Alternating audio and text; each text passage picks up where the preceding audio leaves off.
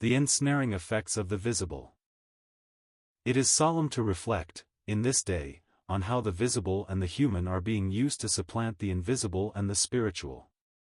Every art of the enemy, his profound skill and dexterity, his many-sided and deeply laid plots, are all in requisition at this moment to destroy, if it were possible, and in any case, alas, to deteriorate and tarnish, every testimony to the reality and power of things not seen.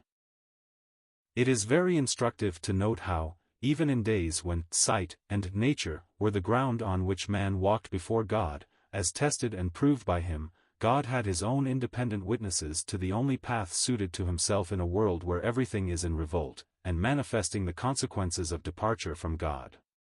Faith not sight, is that great principle, as we find from Hebrews 11, and this line of life and power was maintained by these worthies amid trials and sorrows of no ordinary kind. The earliest departure from this divine path of faith is recorded in Genesis 12, in the very same scripture which tells us of the call of Abram out from country, kindred, and father's house. Set free by death, see Acts 7 verses 2-4, glory had its full weight with Abram, and very blessedly did he rise and go forth from every visible thing as expressed by country, kindred, and father's house, into a place which he should afterward receive for an inheritance, not knowing whither he went. By faith he sojourned in the land of promise, as in a strange country, dwelling in tabernacles with Isaac and Jacob, the heirs with him of the same promise, for he looketh for a city which hath foundations, whose builder and maker is God. Hebrews 11 verses 8-10. As thus brought forward by glory and death, to walk the invisible path of faith, the visible for a time ensnares him. The famine, that was seen, took a firmer hold upon him than the God of glory, who appeared to him in Mesopotamia, and afterwards when he was in the land of Canaan. Being thus deceived he sought for help in Egypt, and found Hagar, which answereth to Jerusalem, which now is, and is in bondage with her children. Galatians 4 verse 25. Note well, in this scripture, the contrast between Jerusalem which now is, and Jerusalem which is above. Another instance of the seductive power of the visible, is recorded in Genesis 48. Most blessed is it to see faith, the invisible power, triumphing in Jacob over all that marked his previous checkered history, as we behold him rising superior to nature and its claims, when he laid his hands on the head of Ephraim, the younger of Joseph's 2 sons, guiding his hands wittingly. Yet equally distinct is the snare of the visible, seen in Joseph's displeasure and dissatisfaction thus expressed, "Not so, my father, for this is the firstborn, put thy right hand upon his head." There is likewise a very solemn coincidence between this breakdown of faith in Joseph, when being invested with the forfeited portion of Reuben, 1 Chron 5, and the actings of the same Reuben afterwards in Israel's history, when, in conjunction with Gad and the half-tribe of Manasseh, he erected a great altar to see to. Joshua 22 verse 10. But of this more further on. How blessed and encouraging to see in the last moments of the patriarch on which we are dwelling, the fruit of the patient, gracious ways of God with him. How cheering to see a man whose sight and sense controlled in no ordinary degree, now in faith the witness for God, intelligent, subdued, and elevated, by faith Jacob, when he was a-dying, blessed both the sons of Joseph, and worshipped, leaning upon the top of his staff. And equally comforting is it to hear one who was continually contravening the ways of God by the visible and natural, thus accept death for himself upon it all. "Behold, I die, but God shall be with you." Another striking instance of the perverting power of the visible is presented in Moses, when called of God to be the deliverer of Israel. Solemn it is to reflect on what little stay his soul derived from the promised, "Certainly I will be with thee," of the "I am that I am." X 3. Observe how the absence of the visible and the human, "I am not eloquent, neither heretofore, nor since thou hast spoken unto thy servant, but I am slow of speech, and of a slow tongue," are his pleading to be excused, and this in the presence of the most marked display of the superhuman. See Exodus 4 verses 2-7. This was not that faith which characterized him at the first, when he refused to be called the son of Pharaoh's daughter. Then the visible was of no account to him, but he has drooped in soul, as it were, since then, and now, as Abraham went into Egypt for help and got Hagar there, so Moses turns to the same quarter and gets Aaron, his trial and affliction afterwards.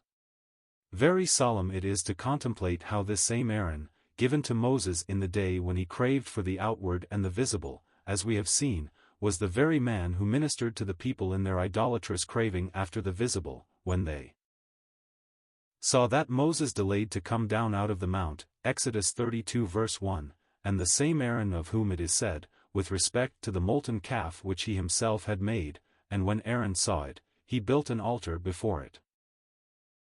In the same manner afterwards, in their history in the wilderness, did they crave for a captain, Numbers 14 verse 4, in order that they might return into Egypt, where Abraham went in the famine, and where alas, many a child of God now turns in like circumstances, in order to find some visible countenance or support. Both calf and captain, the one made and the other desired, are but the ensnaring meshes of the visible and human. We know that these things were our examples, that is, types, topoi.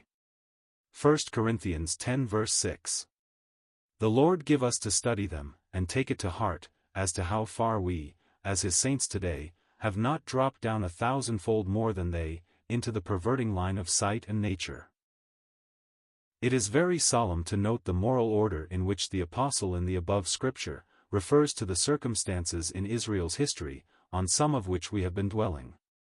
The spring of all was the insufficiency of the unseen, the craving for the visible. Then, having obtained the lusted after object, it becomes their idol. Next follows unholy alliance with Moab, fornication, and lastly, the captain is desired, as the calf had been made.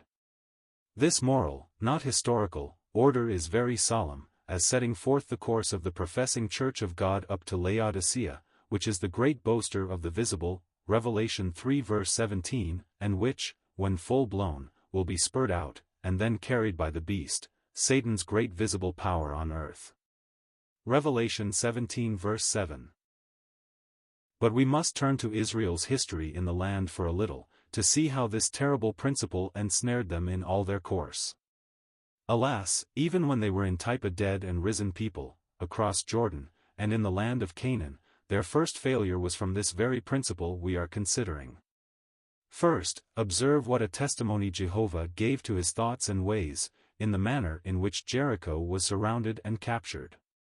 There was the entire absence of any visible display in power, but there was to be that which is the invariable concomitant of real power, namely noiseless equanimity. Joshua 6 verse 10. Has not all this its own special voice for his saints of this day, who professedly occupy the ground on which Israel stood typically when in Canaan? Has it not a double voice as well? Does it not distinctly tell us what the mind and thoughts of the Lord are, as to the real power of that which is invisible and supernatural?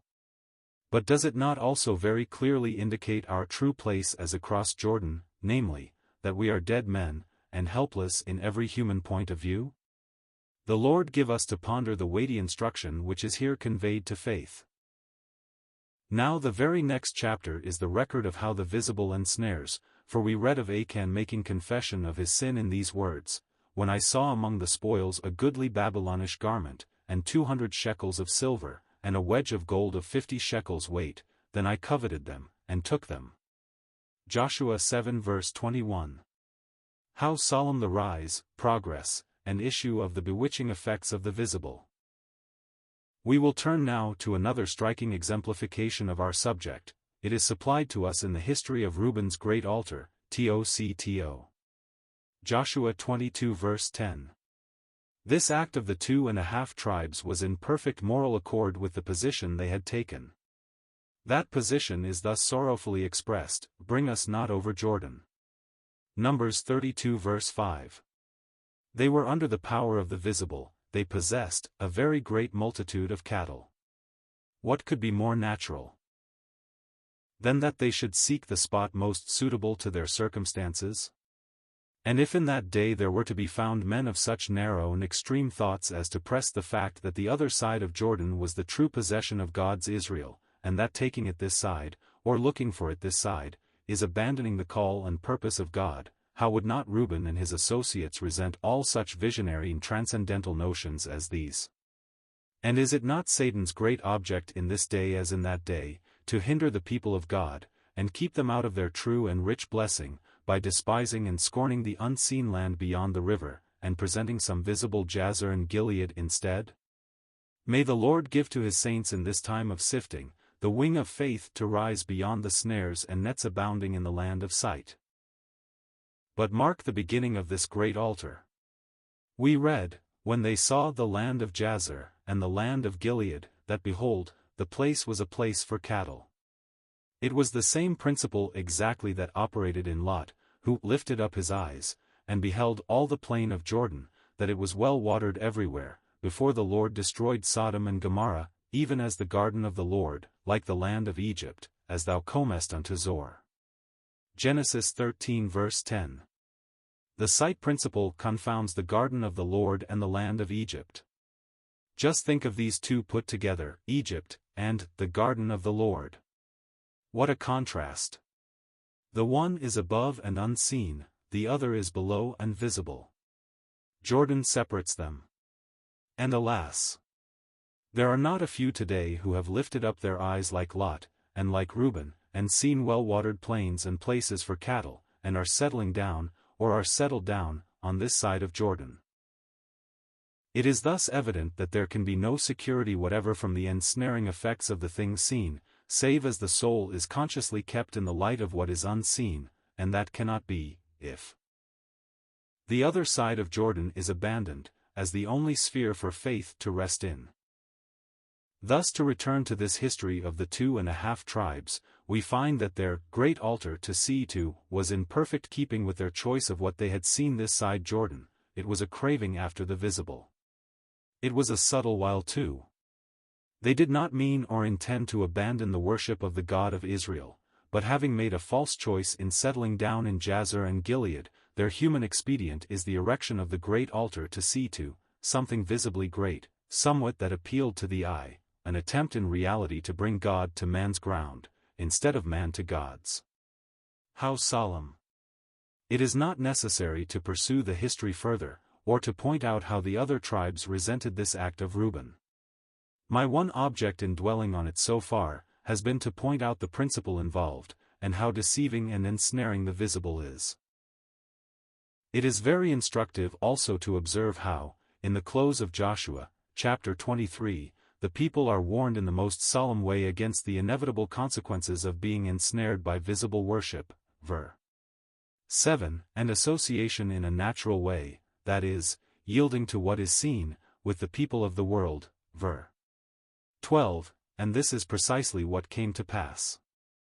How solemn! They were in the true standing, yet incompetent to maintain it. Then in Joshua 24, it is the same line of the most solemn prophetic exhortations. They had been worshippers of the visible, idolaters, and the snare would be to return to it. All being finished, Joshua took a great stone, and set it up there under an oak, that was by the sanctuary of the Lord. And Joshua said unto all the people, Behold, this stone shall be a witness unto us, for it hath heard all the words of the Lord which he spake unto us.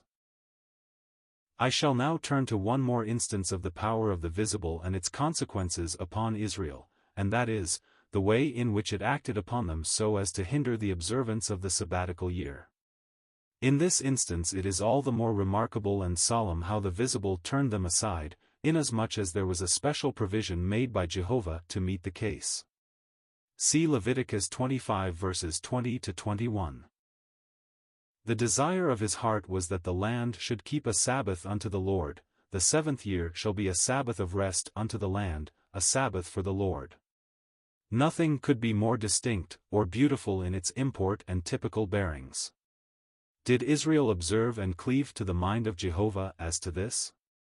Observe the solemn warning of chapter 26:43, the land also shall be left of them, and shall enjoy her Sabbaths, while she lieth desolate without them, as well as verses 33, 34, and I will scatter you among the heathen, and will draw out a sword after you, and your land shall be desolate, and your cities waste.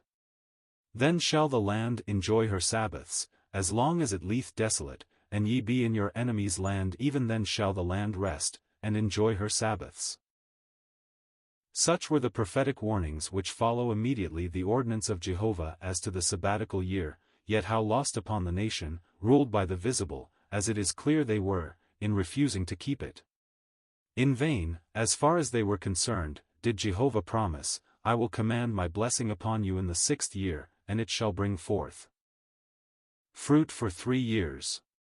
Chap. 25:21. The visible work of man's hands, their sowing and reaping, was greater and better to them than his blessing. Thus they lost their highest favor, and 2 Chronicles 36 verses 20-21 records the execution of the predicted sentence in those solemn words, and them that had escaped from the sword carried he away to Babylon, where they were servants to him, the king of the Chaldees, and his sons, until the reign of the kingdom of Persia, to fulfill the word of the Lord by the mouth of Jeremiah, until the land had enjoyed her Sabbaths, for as long as she lay desolate she kept Sabbath, to fulfill 60 years. How solemn all this, yet how blessed to see that when they were in Babylon and all visible means of help gone from them, and entirely in the hands of their oppressors, then those, who were really faithful to the Lord, found out where alone their real resources were, even in God Himself. May His saints today have grace to ponder and weigh in His presence the weighty lessons which the history affords, that, amid the increasing tendency to turn away from the line of life and faith, grace may either preserve or recover a true remnant for the Lord, broken-hearted ones who, amid sorrow and pressure, cleave to Himself, whom, having not seen, they still love.